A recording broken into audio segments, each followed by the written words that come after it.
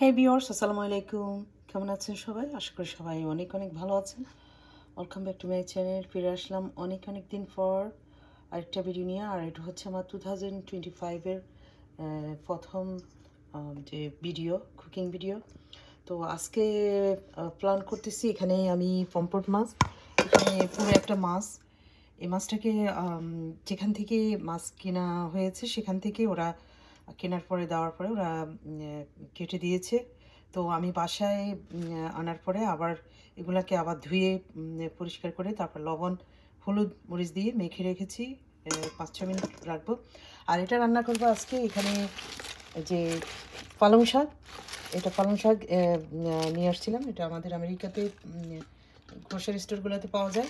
2 বাটি নিয়ে আসছে। তো এগুলোকে কুচা কুচা করে কাটবো, তারপরে মাছ দিয়ে রান্না করবো। তবে এই মাছটার মধ্যে কিন্তু আমি মাথা লেজ দিয়ে কিন্তু পালং শাকটা রান্না করবো। আর দুটো যে বড় পিস সেগুলো আমি আলাদা ফ্রাই করব, কারণ 2জন মানুষ শুধু খাবে, যার কারণে এটা আমাদের জন্য এনাফ। বাচ্চারা আসলে ফিশ খেতে চায় না, ওদেরকে মোটামুটি একটু কি বলে ভাবসাব দেখিয়ে তারপর খাওয়াতে হয়। তো চলে যাচ্ছি এখন মূল রান্নায়। এখন আমি মাছগুলো ভেজে নিচ্ছি আর ফ্রাই প্যানে তেল দিয়ে দিলাম অল্প পরিমাণে।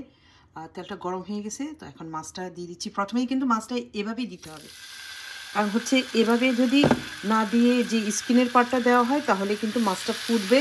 তো যার কারণে আমি ওইভাবেই দিচ্ছি।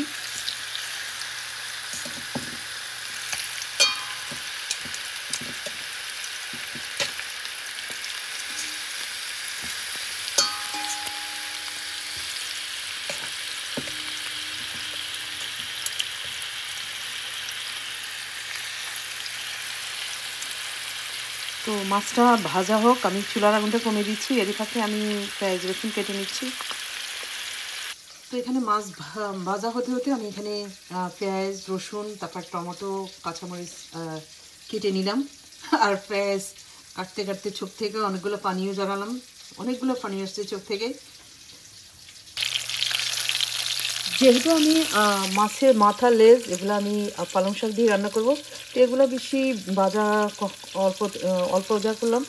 অল্প ভাজা করার পরে এখন তুলে নিলাম। আর এই দুইটা আমি আলাদা যেহেতু টমেটো পেঁয়াজ দিয়ে ভাজবো, তো মাছগুলোকে আরও একটু বেশিক্ষণ ভাজতেছি, অল্প আগুনে রেখে দিয়েছি।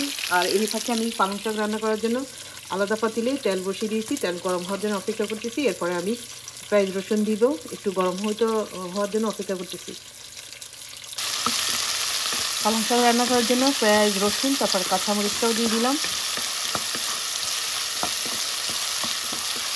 একটু ভাজা হওয়ার জন্য অপেক্ষা করতেছি। পেঁয়াজ একটু ভাজা হওয়ার পরে একটু পানি দিয়ে দিলাম, তেলটা যেন পোড়া না যায়। তারপর এখন দিয়ে দিচ্ছি একটু ধনিয়া জিরার গুঁড়া 7 চামচ করে দিলাম।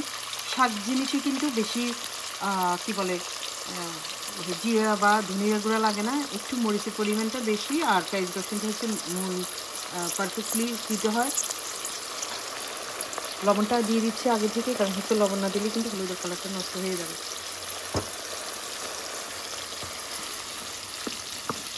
এখন এগুলোকে কষিয়ে নিব আমি 5 থেকে 6 মিনিট।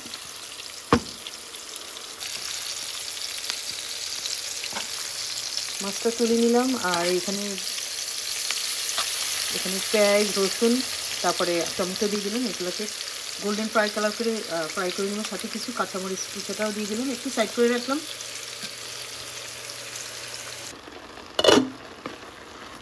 পালং শাকটা একটু নিচের দিকে নেমে আসছে, তো এখন আমি ভালোভাবে মিক্স করে নিচ্ছি।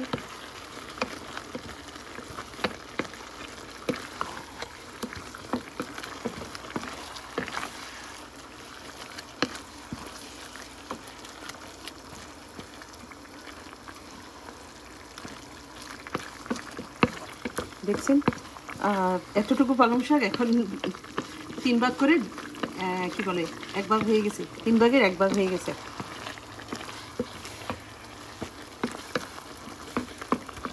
তো আর কতক্ষণ কুক করবো, আমি কবার দিয়ে দিলাম আবার। এর জন্য যে পেঁয়াজ তারপরে রসুন টমেটো কাঁচামরিচ হালকা একটু ধনিয়া জিরার গুঁড়া দিয়ে তারপরে একটা কষিয়ে নিচ্ছে, পানি দিয়ে দিলাম, একটু কষাবো। তো এখানে মাছ দুটো দিয়ে দিলাম, দেওয়ার পরে এখন কি বলে আরও 5-6 মিনিট একদম শুকনো ভাজা ভাজা করবো, তারপর নামিয়ে নিব। আর দেখি পালং শাকের কী অবস্থা। অলমোস্ট রান্না হয়ে গেছে।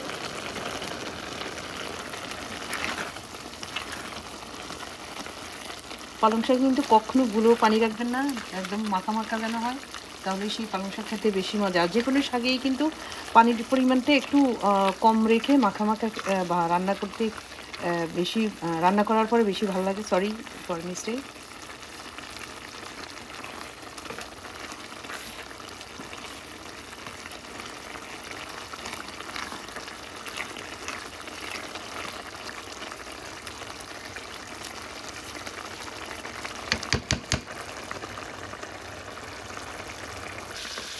সো মোটামুটি দুটো তরকারি রান্না শেষ, মাছও ভাজা শেষ। এখন আমি একটা দুটাই বাটির মধ্যে ঢেলে নিব, একটু পরে ভিডিওটা ফিরে আসতেছি। তো রান্না শেষ হওয়ার পরে আমি দুটো তরকারি বাটিতে ঢেলে নিয়েছি। এখানে পমফ্রেট ফিশ ভাজি আর সাথে পমফ্রেট মাছের মাথা লেজ দিয়ে পালং শাক রান্না, দুটোই কমপ্লিট। তো আশা করি সবাই ভালো থাকবেন, সুস্থ থাকবেন।